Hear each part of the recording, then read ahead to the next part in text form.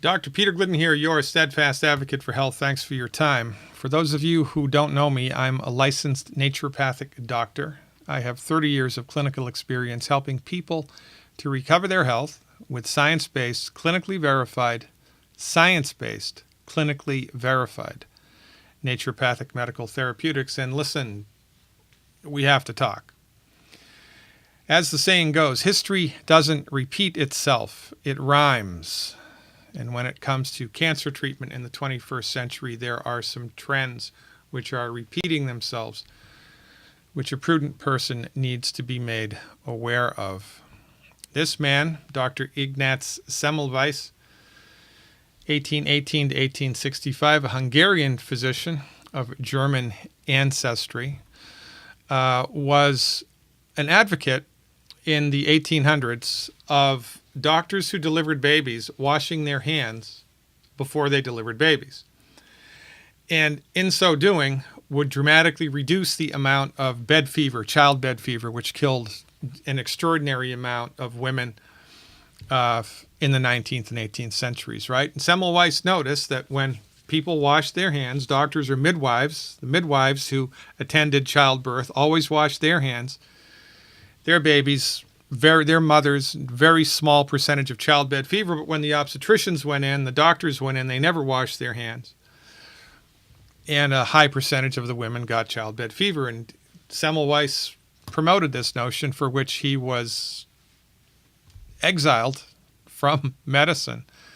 He was belittled, he was slandered to such a high degree that he went crazy. He just couldn't handle it. And 14 days after he was admitted to an asylum from the social pressure which was brought down upon him by his conventional medical colleagues, he was beaten to death by the guards. Ironically, it was only a few years later that Louis Pasteur burst onto the scene and promoted the germ theory. Semmelweis was vindicated, but all too late. Bloodletting. This was the go-to treatment for conventional medical doctors for thousands of years. The idea here was to bleed the bad humors from the body, allowing the body space to recover its health. A ridiculous, old-fashioned notion. It was bloodletting which in large part led to the death of George Washington, the founder, the father of the United States, the hero of the American Revolutionary War, survived countless battles and deprivations, the winter at Valley Forge, all of the stress from bringing the Revolutionary War to its fruition, died at the hands of medical doctors from bloodletting, this for a fever that he had contracted and infection in his throat. And, you know, this passes for the best that medicine has to offer, right? And now we look back at that time and we say, oh, how could they have done that? That's such a barbaric therapeutic. Well, I'm here to tell you, again, history doesn't repeat itself. It rhymes. The numbers are in. Chemotherapy does not work. There are only a very small percentage of cancers that chemotherapy is effective for. Chemotherapy has such a poor track record. This, by the way, according to the Centers for Disease Control and the American Cancer Foundation, the American Cancer Society, that oncologists and medical doctors have adopted the 5-year survivorship index now. This is the paradigm inside of which cancer treatments are sold. There's a tremendous amount of misinformation that is levied upon the unsuspecting patient by the business of modern medicine, because chemotherapy is a multi-billion-dollar business.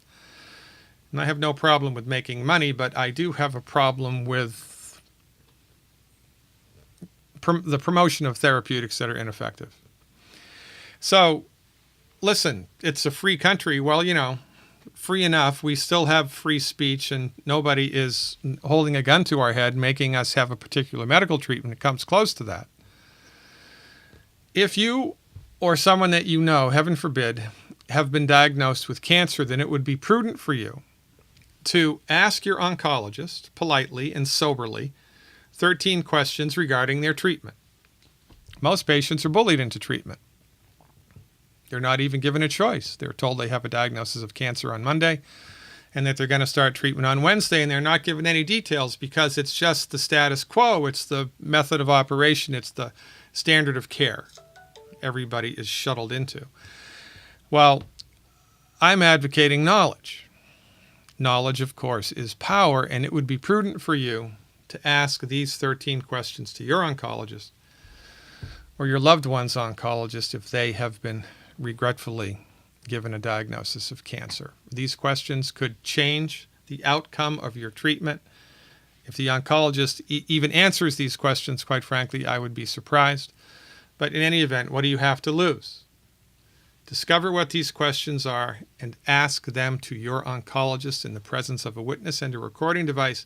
And based on their answers, then determine whether or not you want to move forward with their therapeutics.